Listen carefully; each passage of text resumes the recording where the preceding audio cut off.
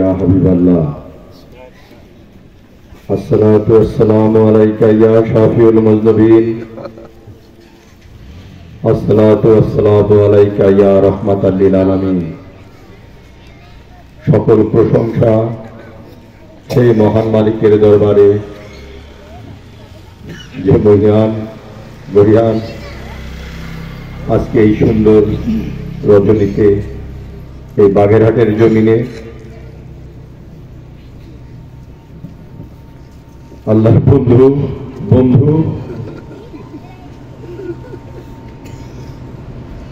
এই পবিত্র জমিনে যিনি ঘুমিয়ে আছেন তার রোজার পাশে তার বন্ধু জামানার মুজাদ্দিদ বিশ্ববিদ্যালয় শাখা ফরিদপুরে তেনার হুকুমে জাকের পার্টির উদ্যোগে যে মহতি ইসলামী জলসা অনুষ্ঠিত হলো, আগত সকল জাকের ভাইদের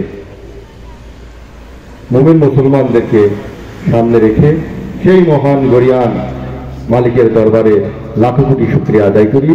সকলে বলি আলহামদুলিল্লাহ, জোরে সরে বলি আলহামদুলিল্লাহ। জাকের পার্টির বাগেরহাট জেলার সম্মানিত সভাপতি, সম্মানিত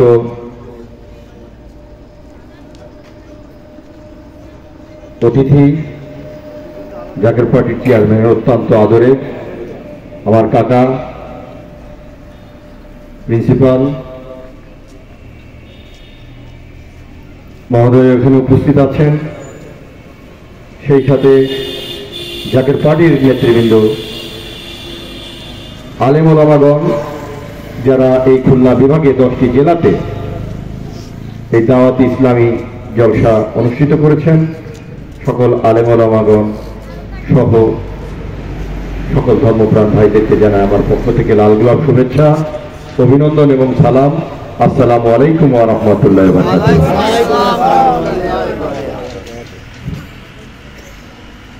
বাগেরহাটে জাকের পার্টি ছাত্র ফ্রন্টের প্রচার করতে অনেকবার এসেছি।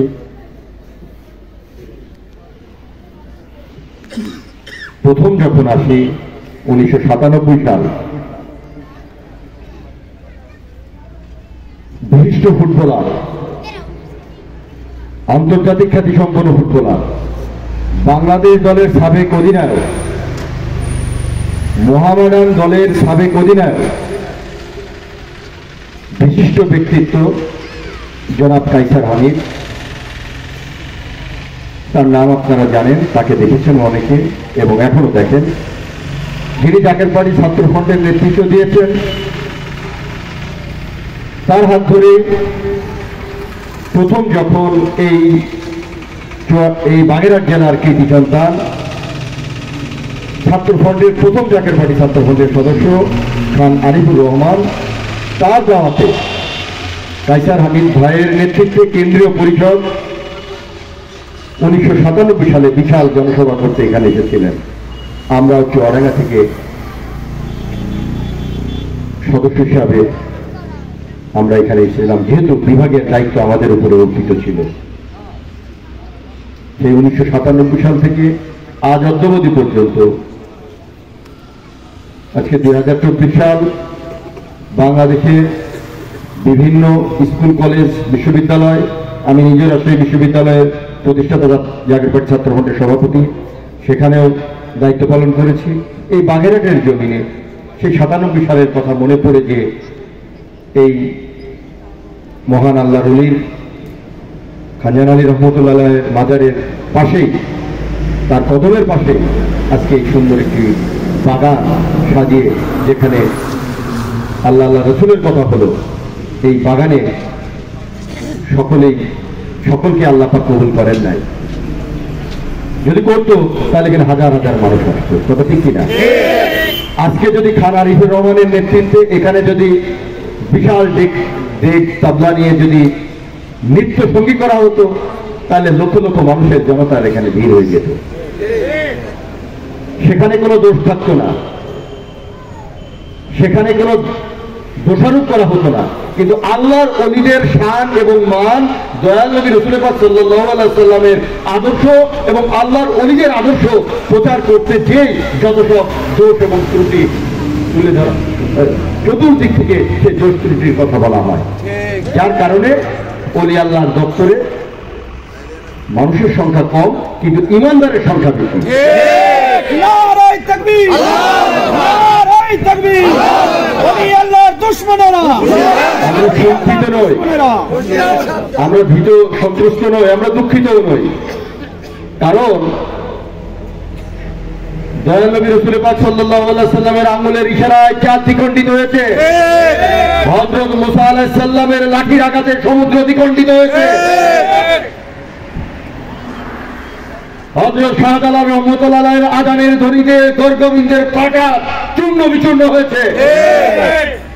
আর এই খানজার আলী ৬০ বন্ধুদের মধ্যে দিয়ে অনেক অলৌকিক ঘটনা এই বাগেরহাটের মানুষ সহ বাংলাদেশের মানুষ জানে। জামানার মুজাদ্দেদ বিশ্বলি কালাও ফরিদপুরের আঙ্গুলের ইশারায় মুর্দা কলম চিন্তা হয়েছে।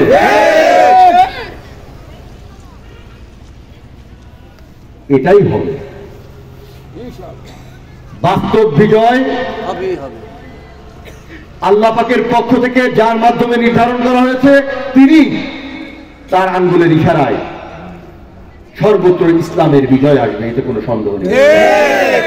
আল্লাহ যদি নিজে একা করত ইসলামের মহান প্রচার প্রসার, তাহলে নবীদের কোনো প্রয়োজন ছিল না। আল্লাহ যদি একাই করত তার ওলিদেরকে এই পৃথিবীর জমিনে পাঠাইতেন না। আল্লাহ তো সবই পারে, কিন্তু আল্লাহর প্রয়োজন ছিল বলে তার সৃষ্টি মানুষের মধ্যে দিয়ে তার সমস্ত জ্ঞান, সমস্ত পাওয়ার ঢুকি দিয়ে তাদেরকে নবী এবং রাসূল বানিয়ে তার ইসলামের প্রচার করার জন্য, এবং তাদের মধ্য দিয়ে প্রতিষ্ঠিত হয়েছে ইসলাম। তাদের ছাড়া কোন ইসলাম প্রতিষ্ঠিত কেউ করতে পারেনি এবং হবেও না। তাদের সংখ্যা অল্প হলেও বিজয় হবে, ৩১৩ জন। এখানে সংখ্যায় কম হলেও ইমানে, ইমান মানব জীবনের অমূল্য সম্পদের নাম কি? ইমান। যার জেনে দয়াল নবী রাসূল পাক সাল্লাল্লাহু আলাইহি সাল্লামের মহব্বত যতটুকু, তার ইমান ততটুকু। যার ভিতরে দয়াল নবী রাসূল পাক সাল্লাল্লাহু আলাইহি সাল্লামের মহব্বত নাই, তার ইমান বলতে কোনো সম্পদ নাই, শুধু সারসার বেঈমান। প্রিয় ভাইরা আমার, জাকের পার্টি 1989 সাল থেকে এই 24 সাল পর্যন্ত শিক্ষা দিয়েছেন প্রেমের শিক্ষা, শিক্ষা দিচ্ছেন আদবের শিক্ষা, শিক্ষা দিচ্ছেন ভালোবাসার শিক্ষা, শিক্ষা দিচ্ছেন সাহসের শিক্ষা, শিক্ষা দিচ্ছেন কিভাবে মসজিদ নির্মাণ করতে হয়, শিক্ষা দিয়েছেন কিভাবে মাদ্রাসা নির্মাণ করতে হয়, শিক্ষা দিয়েছেন কিভাবে হাসপাতাল নির্মাণ করতে হয়, শিক্ষা দিয়েছেন এক ভাই আরেক ভাইকে এক প্লেটে কিভাবে খাওয়াতে হয়, কিভাবে রান্না করতে হয়, কিভাবে মেহমানদারি করতে হয়। এই শিক্ষা সুদীর্ঘ কাল ধরে জাকের পার্টির পতাকা দলে দিচ্ছেন। কথা ঠিক? ইসলাম কি শুধু নামাজ? ইসলাম কি শুধু রোজা? ইসলাম কি শুধু হজ? ইসলাম কি শুধু যাকাত? তাহলে ইসলাম কি? ইসলাম হচ্ছে নিরন্নের অন্ন, ইসলাম হচ্ছে বস্ত্রহীনের বস্ত্র, ইসলাম হচ্ছে শিক্ষাহীনের শিক্ষা, ইসলাম হচ্ছে চিকিৎসাহীনের চিকিৎসা, ইসলাম হচ্ছে পূর্ণাঙ্গ জীবন বিধান। তোমরা চাকরি নাও ইসলামের মধ্যে পরিপূর্ণ ভাবে। আর সেই পরিপূর্ণ শিক্ষা বিশ্ব আল্লাহ ফরিদপুরি তার আধ্যাত্মিক প্ল্যাটফর্মে সেই শিক্ষায় তিনি দিচ্ছেন, সেই সার্টিফিকেট দিচ্ছেন। বিশ্ববিদ্যালয়ে যেমন একটি শরীয়তের সনদ দেয়, আর ওই বিশ্ববিদ্যালয়ে যে বিশ্ববিদ্যালয়ে আধ্যাত্মিক প্ল্যাটফর্ম হিসাবে গঠিত হয়েছে, সেই প্ল্যাটফর্মে ভর্তি হলে ওই সার্টিফিকেট পাওয়া যায়।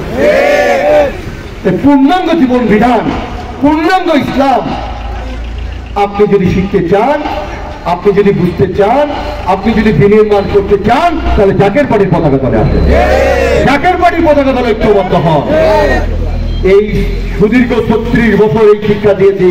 আর লাস্ট স্টেজে খাওন, আপনারা মনে করেন না যে আপনারা 100টা মারলে জাকের পার্টির লোকজন আপনাকে 1টা মারতে পারবে না, এই দুর্বলতা আপনারা হয়ে গেছে। আপনারা 2000 মানুষকে হত্যা করতে পারলে জাকের পার্টির নেতৃবৃন্দ 2টাকে প্রতিরোধ করতে পারবে না, এই জিনিসটা আপনারা মনে করেন না, এটা মনে করেন না। কিন্তু রক্তের উপরে দাঁড়িয়ে জাকের পার্টি ক্ষমতায় যেতে চায় না, রক্তের উপরে দাঁড়িয়ে জাকের পার্টি রাজনীতি করে না, নিজেদের সদস্যকে ভুল পথে ঠেলে দিয়ে তাদের জীবনের বিনিময়ে জাকের পার্টি কোনো ফয়দা লুটতে চায় না, জাকের পার্টি পেপারের কোনো শিরোনাম হতে চায় না, জাকের পার্টি তাদের নিজেদের কর্মীদেরকে বিপদের মুখে ফেলে দিয়ে এবং তাদের রক্তের বিনিময় দিয়ে ওই মিডিয়ারও শিরোনাম হতে চায় না।